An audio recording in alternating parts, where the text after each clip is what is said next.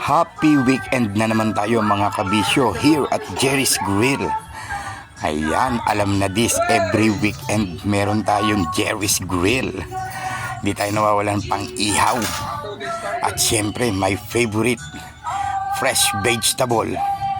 Healthy foods tayo ngayon syempre. Itong pinaka-paborito ko, itong garlic kangkong with tofu with oyster sauce.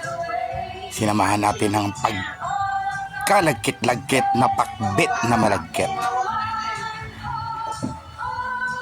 So, happy weekend na naman tayo mga kabisyo. Darating ang family natin, kaya pinaghanda natin ng napakasarap na lunch. Dahil ito yung mga gusto nila. God bless and more blessings sa atin lahat. Happy weekend at Jerry's Grill.